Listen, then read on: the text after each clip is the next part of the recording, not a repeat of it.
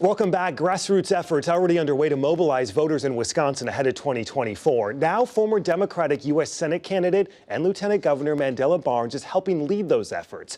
Barnes lost to Republican Senator Ron Johnson by 1 point in November. He's now president of Power to the Polls Wisconsin, an organization focused on voter turnout in key cities like Milwaukee. He also heads the Long Run PAC, meant to help a new and diverse group of Democratic candidates. Mandela Barnes joins us now. Always good to see you. Thanks for coming back on the show. Thank you so much for having me. It's good to see you too. Let's talk about the voter turnout first for Democrats as we look ahead to next year. Power to the Polls spends a lot of money. They do door knocking, a lot of outreach. When we look back to 2022, we saw surges for Democrats in Dane County, right? But drops when you look at Milwaukee County, especially post-Obama era for black voters. Is that one of your biggest concerns going into 2024, looking at Milwaukee County turnout? Well, I'll tell you, turnout is always going to be an issue. And I'll say, comparatively speaking, Wisconsin and the city of Milwaukee still has pretty high turnout. But we want to make sure we take that to the next level. You mentioned turnout in Madison is surging. We want to make sure that the city of Milwaukee, that Milwaukee County is matching that energy, matching that enthusiasm. So Power to the Polls, as an example, in the spring election, we ran a program that knocked on about 88,000 doors in Milwaukee, in Racine, and in Green Bay.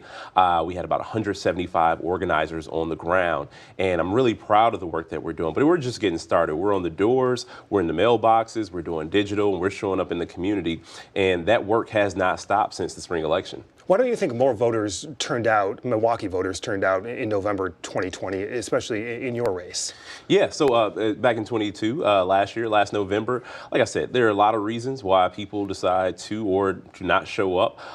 And I always say you can't blame voters for the decision that they make. And that's true even in my own race. So with that being said, it's one of the main reasons I decided to join with Power to the Polls so that we can solve this problem, regardless of whether it's my election or the next election or the next one.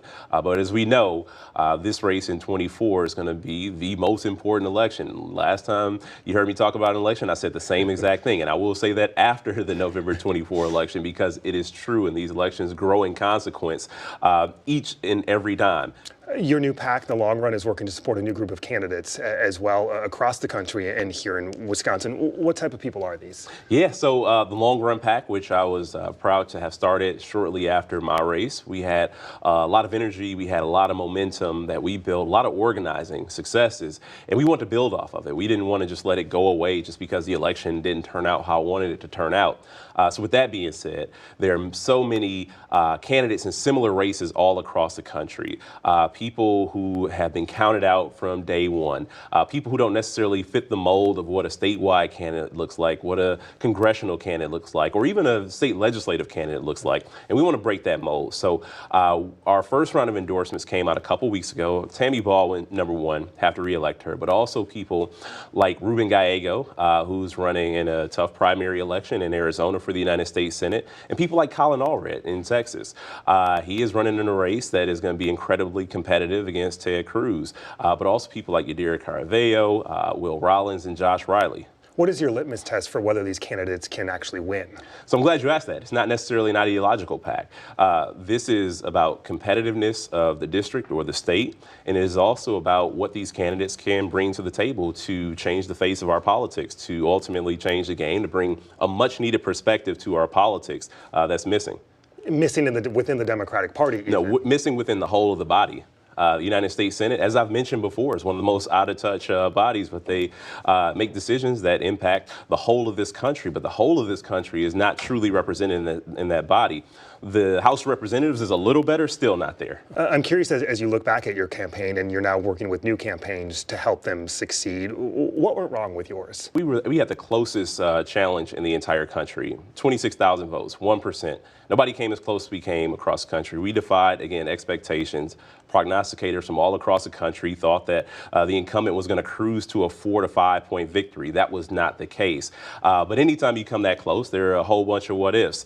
In my case, 26,000. 1,000 what ifs. But it's not about looking backwards, it's about looking forward. And it's also understanding that Republican allied groups, Ron Johnson's billionaire donors, and the super PACs outspent us by $26 million. There was a flood of negative advertising to the level that we have not seen in this state before. And with that being said, it's important to have those early upfront investments to help counter those narratives, the false narratives, and it's also important to help build a foundation and build a base for a successful campaign.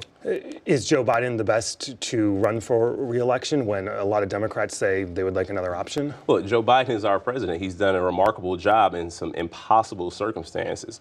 As he says himself all the time, just watch me if you want to doubt him. Before we go, what about your future? Will you run for office again? Well, certainly not a no. The door isn't closed, but I have no plans to run for office at this moment. What would you look at? Senate, House, governor?